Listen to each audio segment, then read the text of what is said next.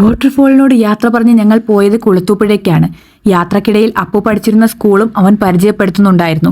ഇതായിരുന്നു അപ്പു പഠിച്ചിരുന്ന കടയ്ക്കലിലെ Chingeli higher secondary school. വീണ്ടും കുറച്ചധികം ദൂരം പിന്നിട്ടതും മലയോര ഹൈവേയിലേക്കാണ് ഞങ്ങൾ എത്തിയത്. തിരുവനന്തപുരത്തെയും തെങ്കാശിയെയും ബന്ധിപ്പിക്കുന്ന മലയോര ഹൈവേ റോഡാണ് ഈ കാണുന്നത്.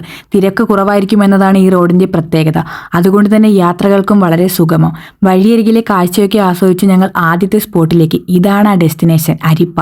ഈ സ്കൂളും വീടും ഈ കാടുമൊക്കെ എൻ്റെ ബാല്യകാലത്തെ ഒരുപിടി നല്ല ഓർമ്മകളെ ഉണർത്തുന്നതായിരുന്നു. ഇതെൻ്റെ അപ്പയുടെ വീടാണ്. വീഡിയോ എടുക്കുന്നുണ്ടെന്നറിഞ്ഞതും അപ്പയും മോനും 2 വശത്തേക്കായി പാഞ്ഞോടി. പനിയായിരുന്നിട്ടും ഞാൻ കാട്ടിലേക്കാണെന്ന് പറഞ്ഞതും എൻ്റെ ഗൈഡായി ദേവൂട്ടൻ മുന്നേ കൂടിയിട്ടുണ്ട്. അരിപ്പയെക്കുറിച്ച് പറയാനാണെങ്കിൽ ഒരുപാടുണ്ട്. തിരുവനന്തപുരം ജില്ലയിലെ ഏക പക്ഷി സങ്കേത കേന്ദ്രം, എക്കോ ടൂറിസം, 2012 അരിപ്പ ഭൂസമരം, അങ്ങനെ ഒത്തിരി കഥകൾ. കുറച്ചുകൂടി മുന്നോട്ട് പോകുമ്പോൾ ഫോറസ്റ്റ് ഓഫീസിൻ്റെ ട്രെയിനിങ് സെൻറ്റേഴ്സിൻ്റെയും ഹോസ്റ്റൽസിൻ്റെയും ഒക്കെ നിർമ്മാണ പ്രവർത്തനങ്ങളും കാണാം.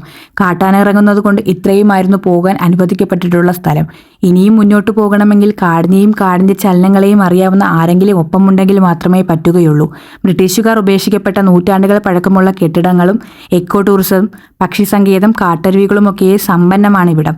അതൊക്കെ നിങ്ങൾക്ക് വേണ്ടി മറ്റൊരു വീഡിയോയിൽ ഞാൻ ഉൾപ്പെടുത്തുന്നതായിരിക്കും. ആനയെ പേടിച്ച് അധിക ദൂരം പോകാൻ പറ്റാതെ തിരികെ മടങ്ങുന്ന വിഷമം എൻ്റെ കുട്ടികേടിൻ്റെ മുഖത്തു നിന്നും മനസ്സിലാക്കാം.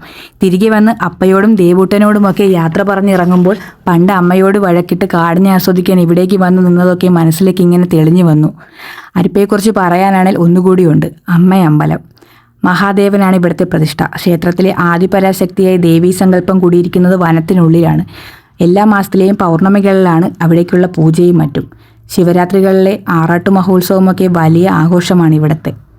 അങ്ങനെ കാടിനോടും അരിപ്പയോടും ഈ ക്ഷേത്രത്തിനോടുമൊക്കെ യാത്ര പറഞ്ഞ് വീണ്ടും മുന്നോട്ട്. അപ്പോൾ ബാക്കി വിശേഷങ്ങളെല്ലാം അടുത്ത വീഡിയോയിൽ ഉൾപ്പെടുത്തുന്നതായിരിക്കുമേ.